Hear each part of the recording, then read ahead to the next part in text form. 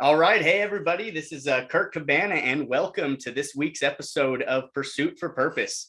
Thank you to everybody who has joined live via the different platforms, and thank you to all that will listen at a different time. Yeah, guys, I got to tell you how very thankful I am for each and every one of you for taking the time, and I hope that you take something away from this conversation to use in your process of becoming the best version of yourself. This week, we'll be discussing, having humility and some self-awareness among some other topics. This week, we're joined by Patrick Jones. Patrick is the host of one of the best baseball podcasts around, and he's a constant source of valuable information back to the game of baseball. He's also a professional hitting coach, has a player and coach development programs. He's a former D1 athlete, and he just brings experience and perspective to the game and gives back to it constantly. Guys, please welcome me in joining Patrick Jones. Patrick, appreciate you being on. Appreciate you having me, man. I've been excited for this all day long, even though I've been in the cage. So I appreciate you having me. I'm excited to talk here. Absolutely. And, I'm going to jump right into it, be respectful of your time and do appreciate you jumping in, like you said, after, a full day of lessons and everything. And, one of the things that, man, I just really wanted to start with is, from a personal perspective, I've noticed a tremendous amount of growth and, development within yourself from your own early podcast episodes to, where you're at now. And I think that deserves a ton of recognition. So, with that being said, what lessons in humility have you learned in your journey as a person, a podcaster, and a teacher? And, what other key lessons do you have to share from your podcast journey as well? Yeah. So I think I would consider myself a very self-aware person. And I think I had a very big advantage as a kid in helping me develop that awareness and that humility and understanding that I'm no better than anybody else. And I think a big part of it was, growing up as a young kid, one of my parents was disabled.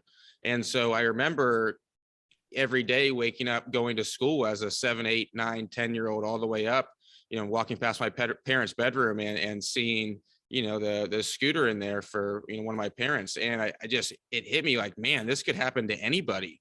And, I'm no better than anybody else. Like this could be me. So I think having, the humility to understand in that you are no better than anybody else. I mean, but at the same time, have confidence. And I think I attribute a big part of that to just the environment I grew up in. And I view that as an advantage. And then just naturally, I would say I'm a pretty aware person and know when I'm doing something well and know when something needs to be better, and no different with the podcast circuit or coaching or anything else.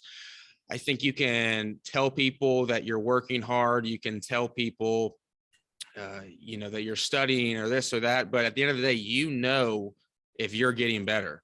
And so I know when I'm getting better as the podcast host or a coach or a work, if I'm working out, trying to get in shape, all those things. I mean, you just can't lie to yourself. So, I mean, for me, the podcasting has been so much fun, and I felt myself get better over time. And I think that's partly because of the awareness, but also the humility in the sense that I don't have all this stuff figured out. There's people out there who are better podcast hosts than me. And there's people out there who, I hired Joe Ferraro, who has his own podcast. He's incredible. He's way better than me at it. Hopefully one day I'll get there. Kirk, you do an unbelievable job too with your podcast.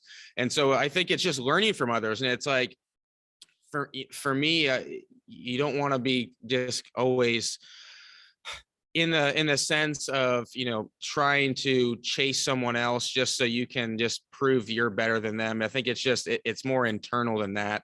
And so I don't know. I mean, I think that's kind of, for me, that's where it's been at when it comes to the podcasting and just personally how I kind of came into becoming, I view myself as a pretty humble person.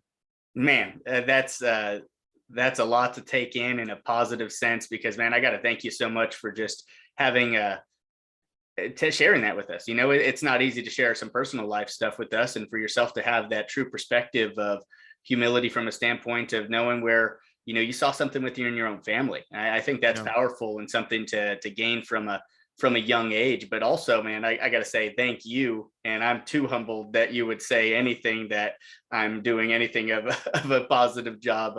I'm enjoying the experience, and I'm just looking to try to get better day by day and serve the people that I feel like have been, I've been called to serve. And, just even with that, would you say that there's some relation to your experiences of getting to grow within podcasting, doing something that might have been uncomfortable to start and getting better at it, and relating that back to, what it takes to get better and be consistent with getting better at sports? Yeah, 100%. I think the biggest fear among humans, because I had Dr. Michael Gervais on my podcast, who's very well known, one of the best performance coaches out there in the world. And one of the things that he had talked about, and he's 100% correct, is we as humans, we fear more than anything else, we fear what other people think of us. And so if you're able to get over that fear, it's unlimited what you can accomplish. And so I think for me, luckily, from whether it be podcasting, playing, coaching, I was able to get over that fear early on and just recognize that a long time ago, like, why would I care what anyone else thinks? In 100 years, I don't know if anyone's really going to care about. Hopefully some of my work is still being consumed in some capacity, but everyone else who's around me right now, like, nobody else is going to be here. So I think that's the big thing for me, is not caring necessarily what anyone else thinks. I mean, I'm always open to people's opinions and want to get better, but I'm definitely leery of limiting myself just because of what if someone says something, or, makes a face or whatever it may be. And I see that all the time, even with players trying to change certain things, and they're afraid because they're afraid of what someone else may think.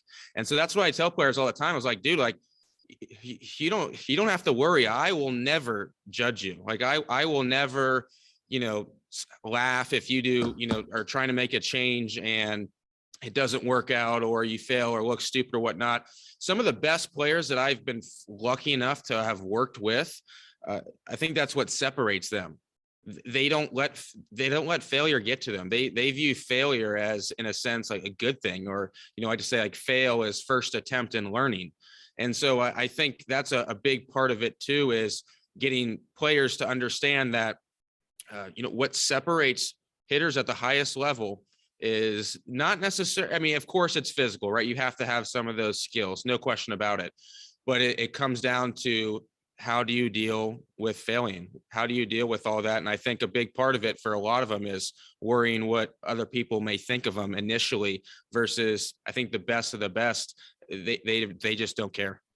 That's powerful. I mean, and powerful just in the perspectives, like you said, of having to look at our own selves and our own fears of what we challenge ourselves to step outside of our own comfort zones. And we say, comfort zones all the time, but I'm sure, I imagine, in your sense, the same way as myself, as things grow, and I've done these different things, not just the podcast, but, going back and playing baseball at 30 years old, and getting past these fears, I still find myself trapped in my comfort zone at different times, of where I'm afraid to reach out to a guest, or afraid to, just because what if somebody says they don't like me, or what if somebody tries to say they don't agree with my journey of what it goes. So I think it's powerful to point that perspective towards fear for yourself. And, where are your comfort zones these days, of where you're still trying to reach out of? Oh, I'm doing it all the time. And I mean, even this past summer when I was with, the coaching staff who I was with can back me up on this. One of our games in Lynchburg, Virginia, I got word that a famous agent was at the game, was recruiting one of our players, Scott Boras. And so once I found that out after BP, I went up in the stand. I was like, are you kidding me? Like, Scott Boras here in the middle of nowhere, Lynchburg, Virginia. So I went up there because I wanted to invite him on my podcast. And of course, he's swarmed by scouts and everybody else. And I'm in my BP attire. And so I sit in a row behind him because he's talking to these people. And at the time, I was like, man, like, what a loser. Here you are, supposed to be a coach, sitting all by yourself, just waiting, for one guy to talk to. But I just waited for him. And then finally, I just introduced myself and, asked him to come on the podcast. And a big part of why we haven't been able to arrange it yet is everything going on with Major League Baseball. But I think but at the same time, I would never have even put myself in that position had I not literally just walked up to the guy and asked him. And he was the nicest guy in the world. And so I think it's putting yourself out there, and it comes down to like, a lot of times, like at the other end of that fear is something good. Fear for me is future events aren't real. That's what I think of fear. And that's what I was taught growing up too by my stepdad. And so I think that's a big part of it. So that's just one example of like, yeah, like, you know what, it was a little uncomfortable, but I just kind of made fun of myself. Like, here you are, just 30-year-old in the stands in minor league stadium, waiting to talk to, another man, like for getting his autograph. Luckily none of my bosses were at the game. It would have been kind of weird. They were like, probably would have been like, what are you doing in the stands? But I think that's just one example that comes to the top of my mind of just putting yourself out there, and people respect it. I mean, they really do respect when you come across as just genuine, and you give them your honest opinion, whether it be interviewing for a job or asking someone to come on the show. I mean, the worst they can say is no, and that's happened to me on numerous occasions, and I'd rather someone say no than just not return my message. So I appreciate it. I really do. I really do. In some sense of them just saying like, hey, just now's not the right time. Don't worry about it. I'll reach back later on. So I think that's the Scott Boras example. I'm determined to get him on the podcast. I've probably emailed his assistant about 30 times now and left about 10 messages. I've talked to her off and on a little bit. So that one will eventually come. I promise. So I have to fly out there myself. That's awesome. And man, just, I think it's important for us to all be aware that as we climb, and I appreciate you sharing that, we're still going to have our comfort zones that we have to step out of. But I think it's the consistent practices that we put into place that can help us feel easier to break through those chains, because we use the positive memories of the things that we've done to continue moving forward. And, I almost feel weird saying this, but because again, it's part of the stigmas of comfort zones and different things. But, I have a life coach, and in my life coach, one of the things that he shares with me, and one of the things that shares with a lot of people, is the worst thing that can happen is a feeling. And, when we can control, when we can recognize that for ourselves, that's the worst that can happen in the situation, it makes it that much easier for us to go out and be bold and be authentic, like you spoke about. And, I think it's a testament to your own emotional intelligence to be able to recognize these different things within yourself and continue going on, because that's going to give you the perspectives to give back to these people that you get a chance to pour into. Yeah, there's one thing I'll add on that. When it comes to feelings and thoughts specifically, thoughts are just thoughts. You can't always control your thoughts. And so it's having the awareness to understand that, hey, just because I have a thought, that doesn't necessarily mean anything. I mean, it could be, something you saw in the past. It could just be, your mind in a sense, just kind of playing tricks on you. So being able to identify that fact. And speaking of, I worked with another coach, Brent Walker, is his name. He's now in the big leagues with the Dodgers as their mental skills coach. And that's something that he taught me, a few years ago when I was working with him regularly, just wanting to help players with this side of the game. So I just thought, why not hire the best out there that I can find? So that's one of the things that he had taught me, though. And he's 100% correct. I apply that to my own life too, is you can't always control, you may have anxiety, and I have anxiety, and you may have all these things, but that doesn't necessarily mean that any of those things are true. And so it's having that awareness. That's why awareness to me is so important to understand that. And I kudos to you for having a coach. I think it's important. I mean, we ask our players to get better. Like, why wouldn't we get better? That doesn't make any sense to me. So I think it's important, and that's awesome for that. You're doing that. And I will always continue to be doing stuff like that, and hiring people to help me along my way. And, whether it be something, just even me just videotaping myself in the cage on a GoPro and going back and watching over it after to see, okay, was I adding in extra words that weren't necessary? How many filler words was I putting in? Stuff like that, different tones of voice, pausing. I think pausing is a big one. I'm really working a lot on pausing, especially when I do like presentations to the players and things like that too. So I think for me, like, those are a few of the things that I'm working on and getting better at. And if you're not growing, you're dying. I believe that. That's awesome, and I think there's too much truth behind everything that you're saying.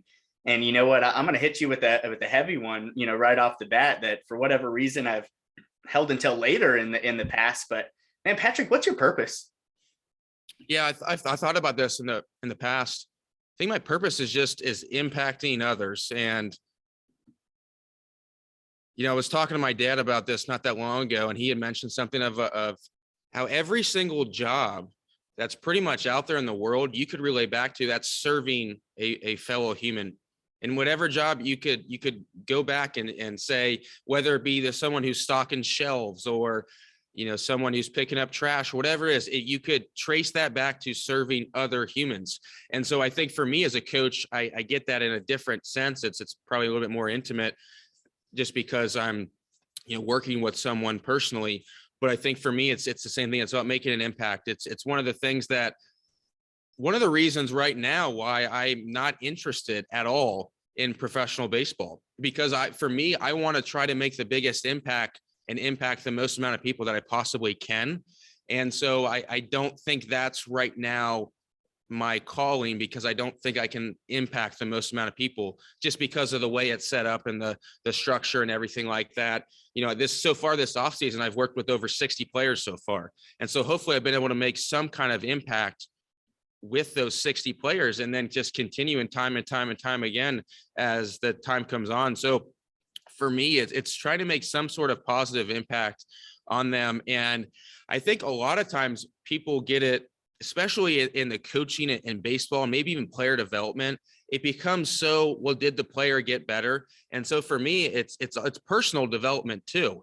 If I see a player who is getting more confident, maybe he has more friends now, maybe he's better grades, whatever it is, I feel like that's probably more important than if he's getting better as a baseball player. And I know from my own experience, reflecting back on my own life, I would have been a much better baseball player had I focused on those other things growing up and not been so solely focused on baseball. That's all I cared about. And I think it hurt me because subconsciously I knew that there were some missing pieces in my own life. And so I want all my kids in here to do stuff socially. I don't want it to be a thing where it's like, it's all baseball. It's 24/7. It's this and that, because I know firsthand as a coach and as a player, how mental the game is. And so when it comes to understanding that, you have to take into account all things going on in their life. So it's not just, are they putting in the work on the baseball field? It's, hey, like, do they feel like, are they in some kind of group? Do they feel connected? Do they feel a part of something? Not just working with me in the group here, but also with their friends. Grades wise, do they feel, I wasn't very confident kid. I think a big part of it is I didn't have good grades looking back either. I was playing baseball, worrying all the time about my grades. So there's other things that go into it. And I know hopefully I'm not ranting on too much, but it kind of goes back to, what you say the purpose is. I think the purpose is making an impact, but it's not just player development. It's personal development too. I think it would be so cool if in some capacity I end up working for a player someday in some way that I started coaching and now they come up, they are now above me.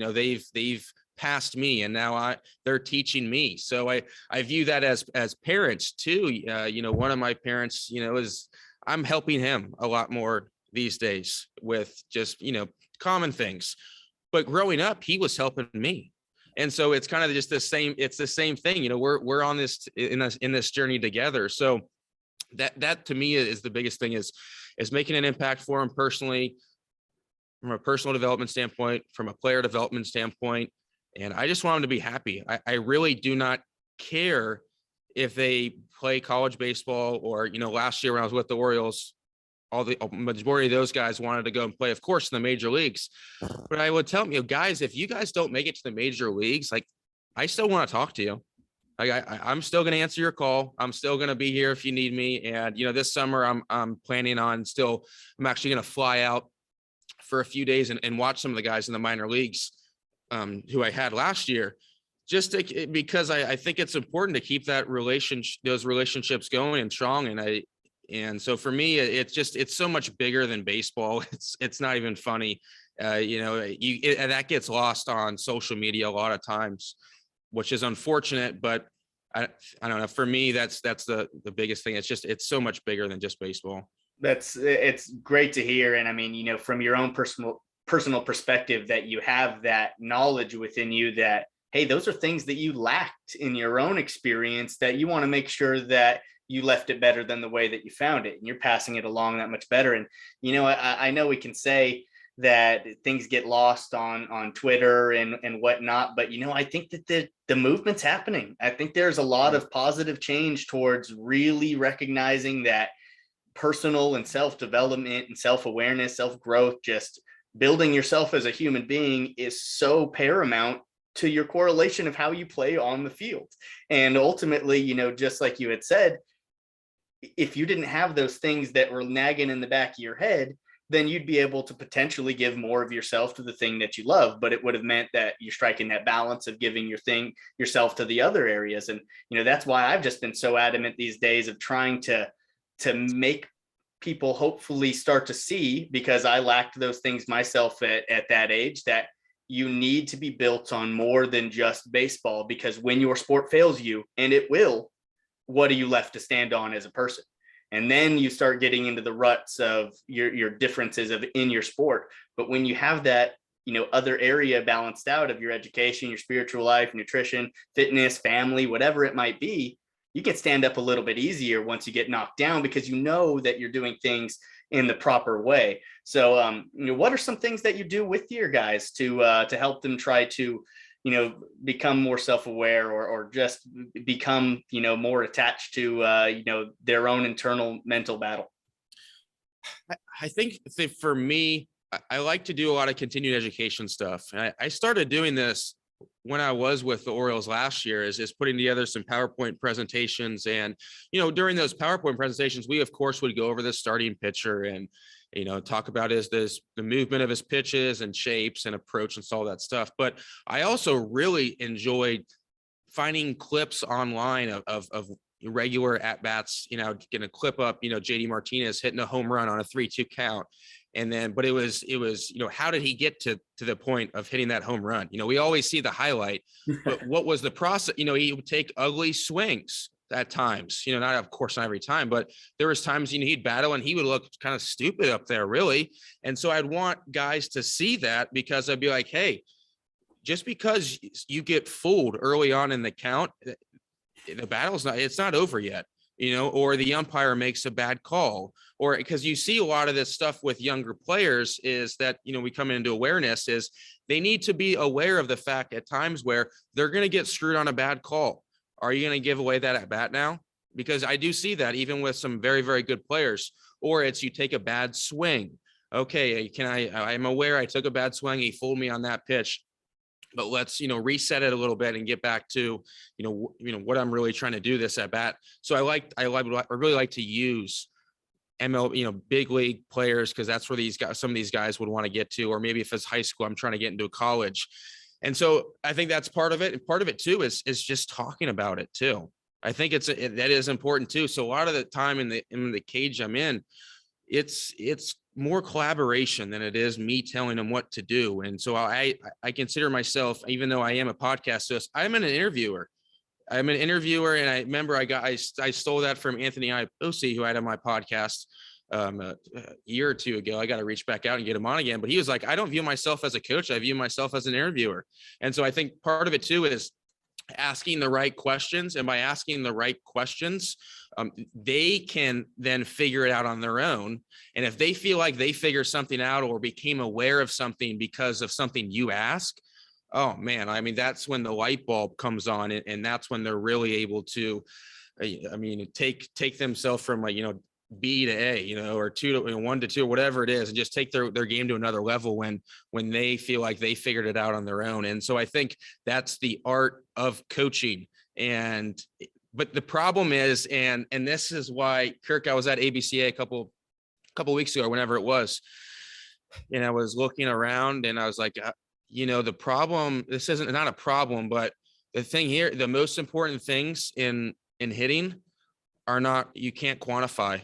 And as I look around to all these different vendors, you're missing it. All these things you can quantify, but the most important things you cannot quantify.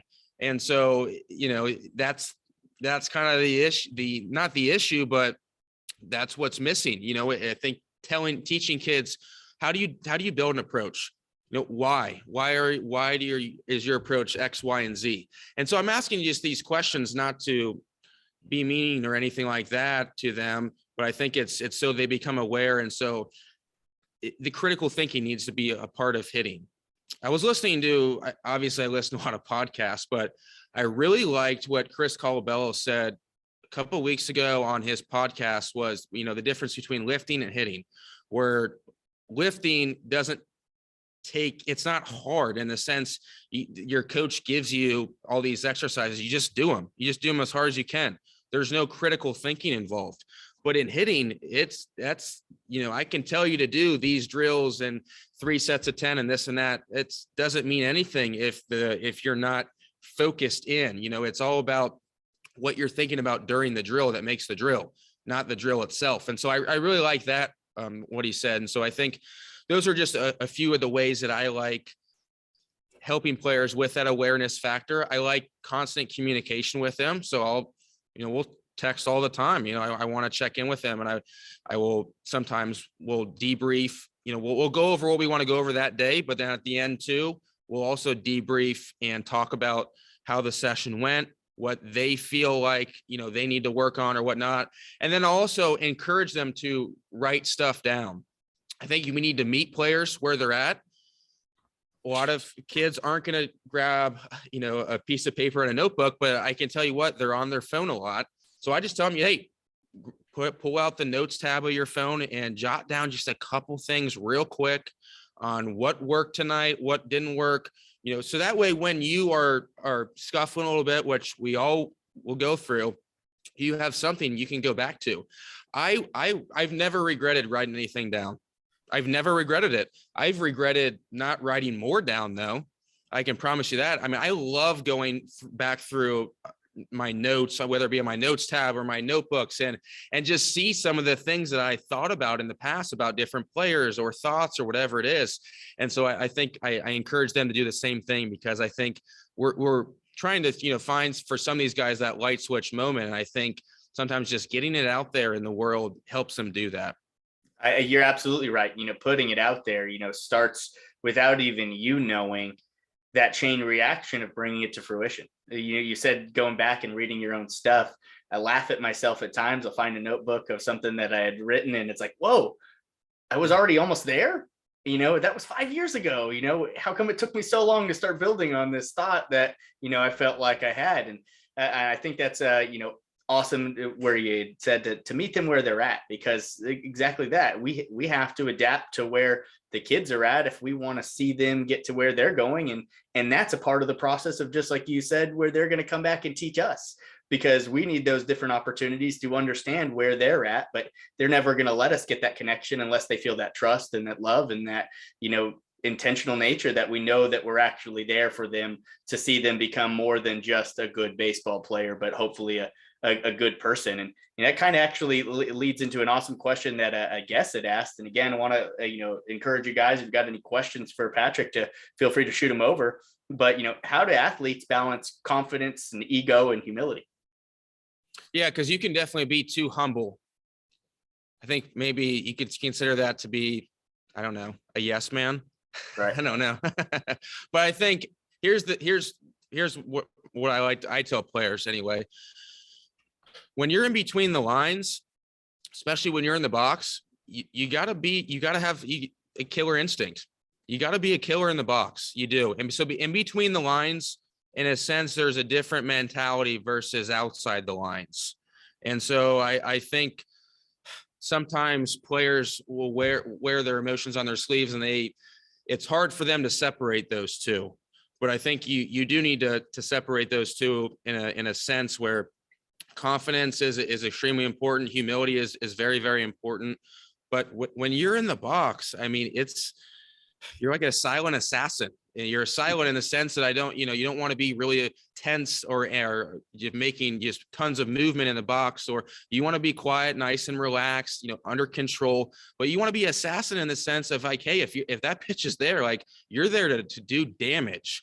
And then, when you're in the dugout, hey, you're rooting on your teammates or talking to them about what you saw. And then once the game's over, you have humility in the sense that, hey, whatever happened. I'm going to get him tomorrow, but I'm going to be a good person and still treat everyone the right way, even though maybe I am frustrated at the result or whatever it may be.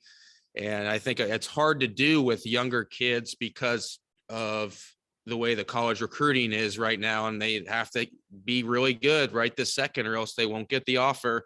And so I think that's harder for them, but it's something that I try to emphasize anyway with the players that I work with. And one of the things that we'll talk about, and maybe this isn't directly related to the question, is what's the purpose of this particular round? Are we working on something in the box or outside the box? And are we working on something movement based, or are we just trying to focus on just crushing baseballs? Because if we're focused on something movement based, then we have to accept the fact that our batted ball data isn't going to be optimal. So we may not set a new high on hit tracks, or we may not be, barreling up balls left and right, but that's okay because we're working on something specific. So it's identifying in a sense what you're working on. But I think, just to kind of wrap up what you had talked about, and I'm kind of curious to hear your thoughts too, Kirk, is I just think you have to be aware and kind of be Superman in the sense of, hey, when you go in that phone booth and you change, you're a different person when you get in the box. And then after the game's over, you hug your parents, who thank them for coming to the game. You don't take it home with you or anything like that, especially baseball, because it'll eat you alive and keep you up all night long. It has me for sure. And move on, you learn from it and move on for tomorrow. So that's kind of my own take on it. I'm curious to hear what you have to say though. Well, I mean, I appreciate you even asking, what I might think of a situation like that. But, it almost got my head spinning because I guess I hadn't really thought about so much of the answer. But I think the reality is just as you had said, it's that you can't be too humble, because then you're giving it away in a sense without necessarily having, the confidence. But I think confidence comes from consistency. And I think that same consistency can create that humbleness, that you realize that the more you know, the less you know. And then, hopefully you find yourself surrounded by a human being that you can trust to be honest with you through the situation, that allows you to build in your confidence, because I think we're responsible for their confidence in a lot of ways, and just how we communicate with them, how we build them up, and how we, reshape them as we potentially need to have them reshaped. It's been awesome this fall to get a chance to see some of my hitters just, grow through the roof, and some guys that stay the same. But I can tell that the difference between those two people is one was open to learning and the other was already decided that they were a better hitter than I could ever make them. And so, just even asking that, what are some of the areas of your own, students that you get a chance to be with that feel like, what are the areas that they need to humble themselves the most in? Well, first off, that was a really good segment right there. I think you made some really good points. So I commend you on that. That was very, very good. When it comes to, humbling the players, I think sometimes for them, you don't know what you don't know. And I think for what I've seen anyway in the past is you can, urge them as much as, you can try to get them to make those changes. But unfortunately for some of them, the game is, well, we'll get them to make the changes. And I think this is also where, for me, the data has its most benefit, because I had a player this past year for the Orioles, and obviously I won't say his name or anything like that. But one of the things he had told me after I told him I wouldn't be returning, he was like, thank you so much for having that conversation with me when we were in this particular city. I think we were in North Carolina, down east, playing the Rangers, because I literally just grabbed my laptop and we just sat in a corner, once we first got to the park, and we just went over his data, because he just hadn't accepted the fact of we're trying to get him to make some changes. his some of it just were approach based, and even just how he was going about his routine, because it just wasn't, he wasn't getting the numbers that he needed to get in order to get to where he wanted to go. And so this is where the data comes in. And so we sat down and we looked at all the data. And so it wasn't really me, trying to get him to make the change necessarily. I'm like, dude, here's, you say your favorite player is this guy. And I mean, how are we ever going to get you there when your numbers say X, Y, and Z? And so that way, again, he goes back to it's clicking for him. He feels like he's figuring it out on his own. It's not Patrick Jones, forcing it down his throat. It's, me just showing him the information. And I think when you go about it and you do that in a very aware way, I guess maybe as a way to put it, so the player doesn't feel like, again, it's you have an agenda.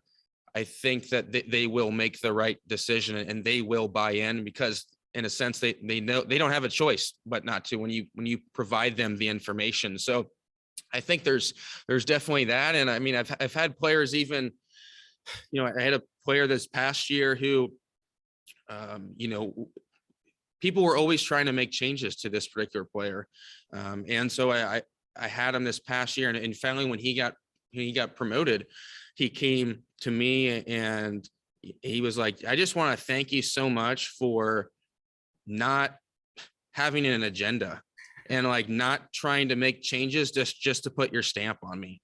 And so I think it's important to know like how smart players are. They just keep getting smarter and smarter, and they know if you genuinely care or not, or if you have some sort of agenda at play. And, I mean, I spent a lot of time with a lot of hitters this past year in the cages, working on so many different things, and outside the cages and doing different things like that, whether it be mechanics or approach or game planning. And it was like, man, like when I talked to all these guys, after I told them I wouldn't be returning, and none of them mentioned any of that stuff, any of it. They all had said, just thank you for caring. Thank you so much for putting the time in and just caring. It wasn't anything about teaching them, how to, move better or anything like that. It was just, thanks for caring. I appreciate it. So I think that's always important to know. And I think you can do that through a variety of ways. And I think just, showing data, for me, that's probably the number one way I like to use the information is to get them, in a sense, it humbles them. It humbles them without having to necessarily say anything. Well, I thought it was really powerful that you mentioned the aspect of, a routine. And we talk about, going back previously and talking about the most important parts of hitting are not quantifiable. Now, with that being said, how important is a routine to yourself to getting these guys ready? It's you mean a routine like for me personally or for them? As far as for themselves finding a routine that. Oh, yeah. It's a routine's huge, because you play in a lot of different places. You don't always have access to certain things. So it's finding things that, hey, no matter where I'm going to be at, I know I'll have access to X, Y, and Z. And so that's why, for example, I get the whole T and motor learning and skill acquisition, how the doing T work doesn't play into the end of that role, and how, all these researchers say this, that it's not a good thing or whatever. I get all that. I really do. I genuinely do. Like I've looked into all that stuff.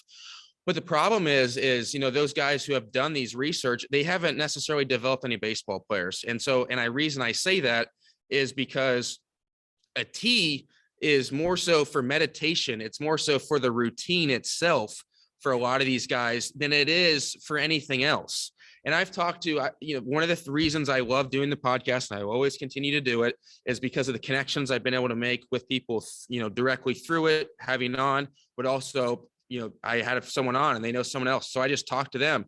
I can't tell you how many big leaguers use the T. It's a form of meditation for them. It's a form of, they always know it'll be there. It gets them, in a calm sense of, of where their mind's at. It has nothing to do. Everyone knows it's not that challenging, but there is a purpose to it. And so I think that's kind of the art of hitting. And that's something, again, it's not quantifiable, right? I can't necessarily quantify that, but damn, I've talked to some really freaking good hitters who have that routine, and it has nothing to do with anything more than just Those were their words, the meditation piece, though, it wasn't mine. So I think it's having that. For some, it could be breathing. It could be, I've had players, it's reading the Bible before games. So I think you can get creative in how you go about it. But I like giving recommendations to players, or just having them try things, or maybe I'll say something to them and then they'll say, yeah, maybe, I like that, or maybe it gives them an idea, or I don't like that. And whether they like it or don't, I really don't care. It just gets the conversation going. And so again, that helps lead them to figuring out what's going to work best for themselves. Man, I really think that you're hitting all over some powerful aspects of what make athletes more than athletes for themselves, and give them their opportunities to really, grow into who they believe that they can be, because a lot of times we're getting in our own way. And with no names, of course, but I wanted to know if you have a story of working with somebody that maybe you clashed with a little bit, but they humbled themselves through the process of thinking that maybe they had it all figured out, and finally let go and got the most out of themselves as they could with you. I wouldn't say there's necessarily been a player that I've clashed with, and maybe I just haven't coached long enough yet. But I have had players who there was a particular player who it was very hard for him to, in a sense, get out of his own way, because of how he was brought up in the game. And this is, again, going back to how I think you can combine the old and new school, where I think the analytics is really good. And it was very good for this particular player because he had been brought up in the fact of, how important average was. And that's just what it was really promoted to him growing up. Not striking out looking. That was another thing. And so it was being aggressive. It's selfish to go down looking, always put in play. And so a big part of me working with this particular player was getting him to change those thoughts, and to change how he viewed success as a hitter. I don't want you looking at your batting average. Nobody cares about your batting average. The front office doesn't care about your batting average. Nobody cares about it. But it was very hard for him. It was very hard for him because this was just how he was just brought up. And, he was a young kid at the time too. And so it's showing him like, hey, the best hitters in the world at times will take close pitches, and it takes more discipline to take a close pitch than it does to just swing at anything with 2 strikes. And it was also showing him different examples and visuals. And man, I had to get really creative. I think what's, even calling people up or texting certain people that I knew he looked up to, and show him the text message. So he would, be like, oh, X, Y, and Z does believe in taking pitches too, and having a better plan. So I think that, that particular player was that for me. I am very close with that player. So, we didn't have a clash. We had a lot of really good conversations, and it was deep. And man, I'm so proud of him, because he did end up accepting it towards the end of the year, and he finished so strong. And I can't wait to see what he ends up doing this upcoming year. And that was all on him. He got out of his own comfort zone. He came in with it. He was in his comfort zone. He believed what he believed.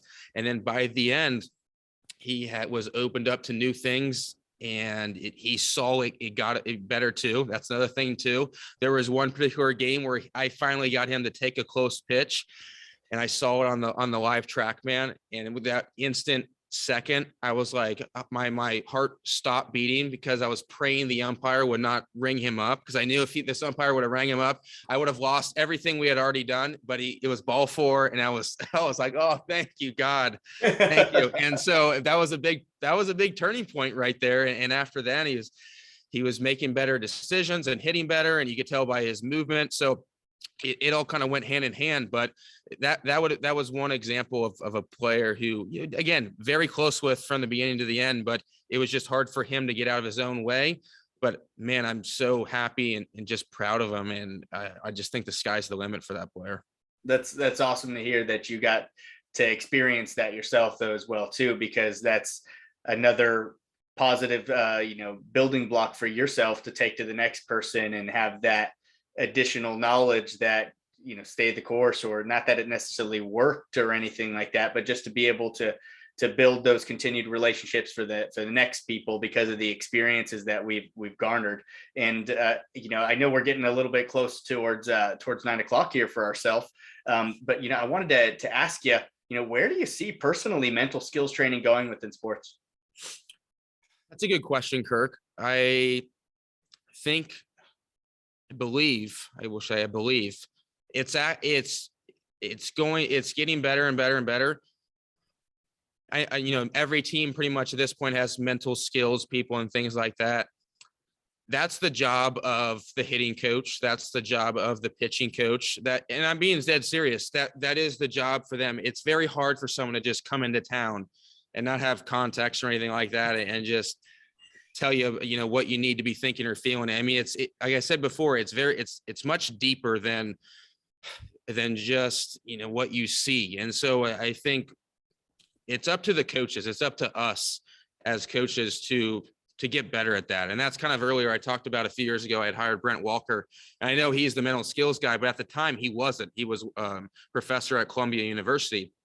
And I realized as a hitting coach, I need to be really freaking good at the mental side. I need to understand all this stuff, and to be able to do exactly what I'm saying. And so I say that because I don't want to be a hypocrite and just say you need to do it. I'm putting my money literally where my mouth is and say, and just backing it up that way, where I think it is important that we as coaches dig more deeper into that kind of stuff. And I see that at times with younger coaches, and I know, heck, I'm young myself, but I know I have an old soul. So I think with younger coaches, they get very, very excited and they want to try all these new things and this and that.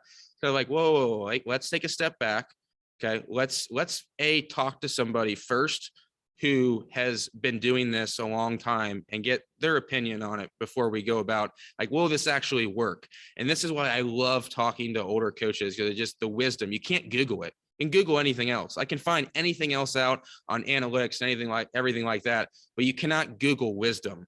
I mean, some of the things that I have been taught from people who've been in this game for such a long time, it's unbelievable.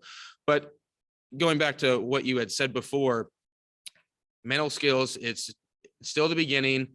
I think the older coaches, though, they understand how important the mental side is, and they pretty much have always said it really too. So I think we're getting better in the sense of continued education with the mental side, but I think it's on us as coaches working hand in hand. We can't just say like, hey, go see the mental skills coach. And I'm not trying to knock anybody here or get anybody out of a job. That's not what I'm trying to do.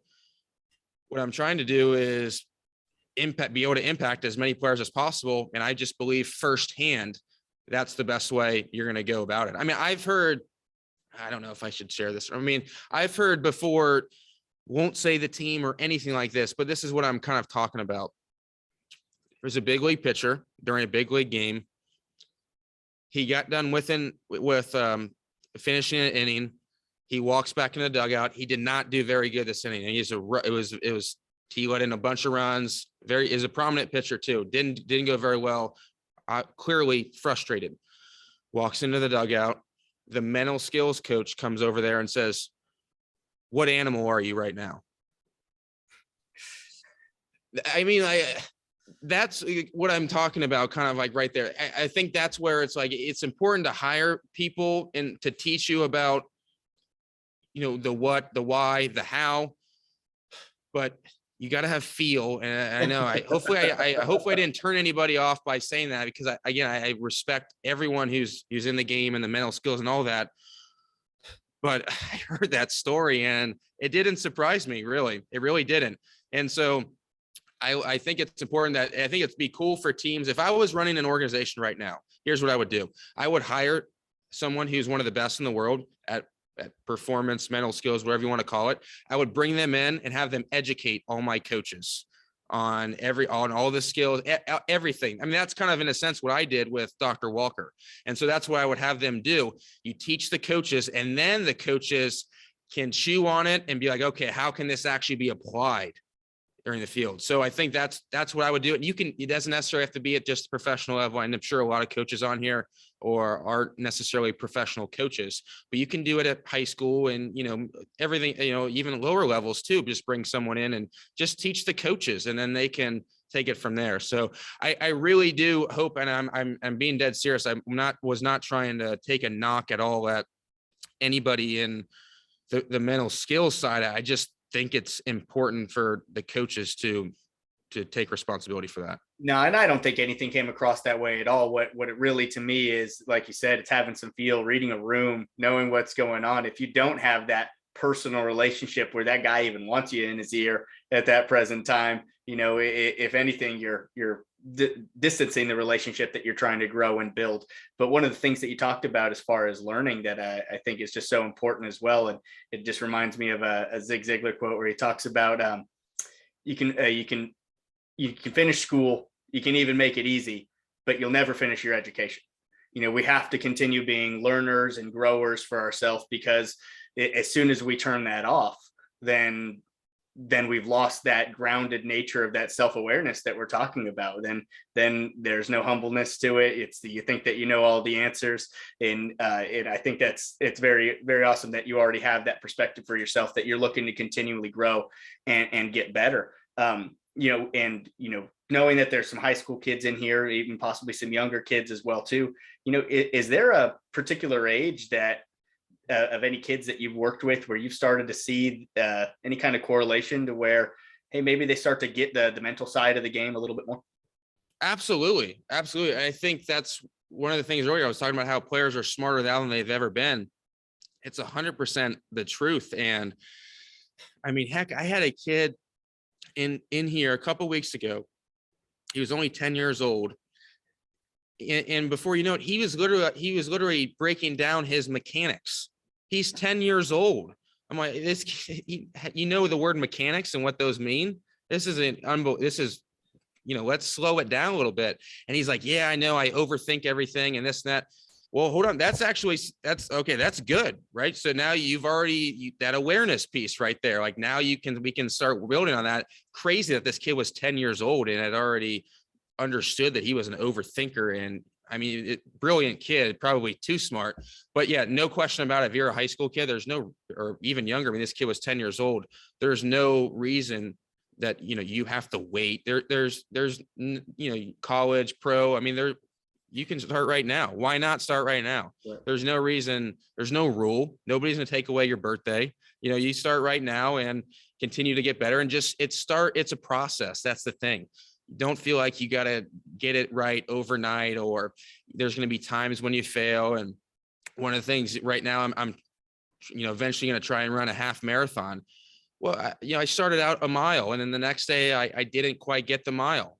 That wasn't a failure. I didn't view that as a failure. The next day, get back on there, learn from it, eat a little bit better Mm-hmm. nutrition. Now I can get to 1.5. So I think it's kind of this similar in the sense with younger kids is you just, hey, start being aware of it a little bit. But I think the big thing is, being aware of it, but not letting it get in your way of the ultimate thing, which is having fun. I've never met somebody who hasn't played better by having fun. I mean, there's so many guys that I've met over the course of doing my podcast and everything, players, coaches, whatever. Like, man, I just wish I would have had more fun. And I think that's something that I think young players need to keep in the back of their mind too. Like, this is supposed to be fun. If you're having fun, you're probably gonna be playing better too. That's awesome. And I know I want to be real respectful of your time as we're getting closer here to the end, and I'm kind of wrapped up on some of my stuff. But Chance, did you have a question? I know that somebody had requested to speak in here, and I wanted to give them a chance to ask a question as well too, if they had. But Chance, you got anything first? I mean, I just relate a lot of what Patrick has said tonight to the pitching staff, that I work with.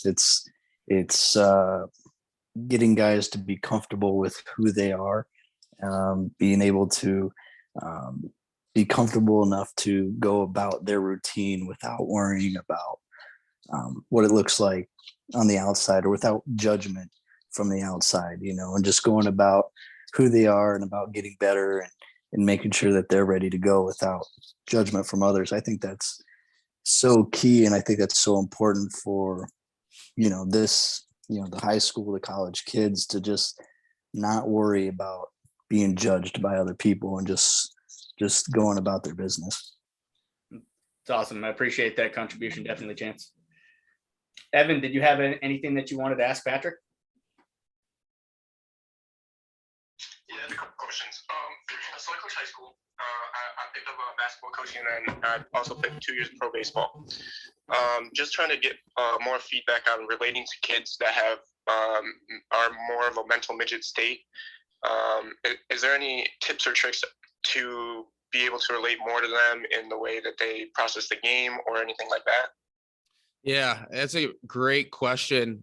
I have those kids too. I think for me, when those kids I try to talk to the parents too and make sure that they're on the same page, because I think that's a big part of it too. And even at the professional level, parents are still involved, and it's important to have, and I think have a relationship with them, because they do make a big impact. They're obviously their son or whoever it is, they have a relationship with and are telling them things too. So I think a big part is educating the parents on, hey, when so-and-so says X, Y, and Z, like, hey, you need to catch them. You need to, hey, like, hey, we're not doing that. We're not saying negative stuff or talking mechanics before the game or whatever it may be, because that, I'm sure we've all, heard about the car ride and how important that is. But I think that every kid, more than anything else, wants to impress their parents. And I see it almost every single day. And so I think it's important for those particular players, because again, I have those too. So I resonate. It's educating the parents, and so they know, and they probably already do know, that their son or daughter is an overthinker too. But it's educating them on what should they be doing.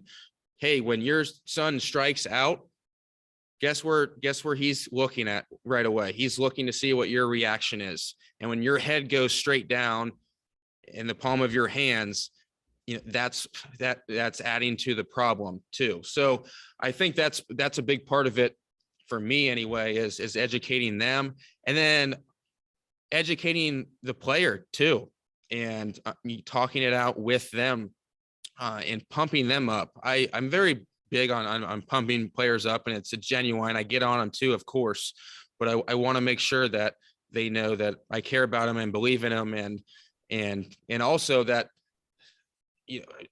thinking more doesn't necessarily equate to better hitting. And so I get them why they're thinking at times and overthinking, and I think they would be when I tell them that they're some of the best hitters in the world are overthinkers at times too. I don't think they necessarily believe me, but everyone struggles with that, even at the highest levels. So I think just to wrap up that question, it would be to educate the parents on it would be the number one thing, because their opinion and voice matters greatly in it, and educating them on, what to do when player says X, Y, and Z, or after games, how they should act. The parents should probably act during the game, and the importance of their body language and things like that during the game.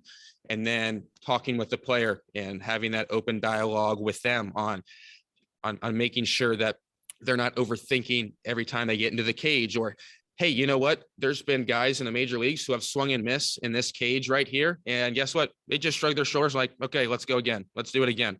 So giving them examples, I think, will help too. And finding those examples online, or, reaching out to players too, I think can be a big benefit. I think for me as a coach, I never care if they learn the information from me or from somebody else. So I will reach out to other coaches to talk to them at times, or players if I find out they look up to them, and maybe that gets the message across too. So hopefully one of those answers helps it in Absolutely. some regard. Evan, appreciate you asking that question. Definitely. And great question. Yeah. Appreciate everybody being on today. And, Patrick, I wanted to give you a chance. Anything else that you had to say for yourself that maybe I didn't get a chance to ask that stemmed from any, conversation that we had? No, I mean, I appreciate everything that you're doing. It's been awesome. I enjoyed, like I said, I listened to the episode with Bobby Magianis today on my way over to my Awesome. workout, talking about love. And Awesome human I being. thought it was really cool how he's, his wife and then him we're talking about it, going back and forth. And I'm a big fan of Bobby, but I enjoy that I pick stuff up all the time from different people, and sometimes I'm just trying to find a different way to say the same thing, so it may help somebody else or something of that regard. So I appreciate everything that you're doing, and I'm sure I got to get you on my podcast so we can reverse these roles. I think that's fun too. But I appreciate everyone. I mean, we started this thing talking about humility and awareness and not caring what others think. And shoot, I remember sitting down on my computer, opening up and saying to myself, man, I'm kind of nervous. I hope I can give some value to Kirk and his show tonight in some regard. And hopefully the people listening will get something out of it. And so I think, again, that goes back to just that awareness, and we all feel that. It's just pushing through it. So I appreciate you having me on, though. Big time, man. And I mean, I can't even believe that I heard in my ear that you're trying to talk about me being on your show. I don't know if I'm allowed to be on a list of all those people that have been on. Well, you've had some big time guests on your show. I mean, so I think it's funny because when I was started out doing podcasting, I was like, I need to get the biggest guests on. I want to get, the biggest people in baseball or this or that or whatever. And what I found is, honestly, the most downloads are the coaches that nobody's really ever, the average person wouldn't know. And the biggest guests that I get on, it doesn't equate to the most amount of downloads. And so I think you'd be surprised. I think a lot of people would really resonate with you, not because, you're Mike Trout necessarily, but they may just feel like, hey, you know what? I'm just like Kirk. I'm very similar to him. We think alike, whatever it may be. And so I think that you have value, as does everybody. And it's not just how much stuff is on your Wikipedia page. I think that's a powerful perspective. And just like you're saying, as far as relating to each other. And that's kind of what this is all supposed to be about. I'm trying to help us not grow in the dark anymore. I want us to have to just understand that, look, we all go through the same stuff. The same wind blows on us all, Jim Rohn. But we're all going through this together, and each one of us wants to see each other grow to the best of their abilities, because that gives us the chance to go, hey, if he could do it, then I could do it. And we build off of each other. And then, how many people can we continually serve? And kind of with that being said, just to kind of get towards taking us out, I got an actionable request this week that's pretty simple, guys. I want you to practice some humility and gratitude, and just make an intentional action to reach out to at least 3 people that have helped you get to where you are. Especially if you have someone you need to swallow your pride and go back and tell them that they were right, or that they helped you in some other way. I think it's really important to be intentional about that with our time and our actions. And I gotta thank everybody for taking their time out and spending some time with us. Patrick, thank you so much for making yourself available for everybody tonight, and you've provided tremendous value. So don't shortchange yourself at all. It's been awesome to see, and now I'm just excited to listen even more. That much more. I enjoyed your podcast already, but now getting this more human connection behind it, you've got a fan for life. You're big time. I appreciate it, Kirk. I'm in my cage right now, and I'm in Cincinnati where it's freezing out. And I don't know if my heat just went out, but my toes are ice cold. I think during this episode, I started stuttering a couple times. It's because I'm so cold right now. So, hey, I'm ready to get rolling, but I appreciate it again. Awesome. Thank you so much, Patrick. And last quote that I'll leave everybody with is, humility isn't denying your strengths. It's being honest about your weaknesses. Rick Warren. Thank you, everybody, for your time tonight. Hope everybody's had a good one, and appreciate it. See you guys next week. Take care, everybody.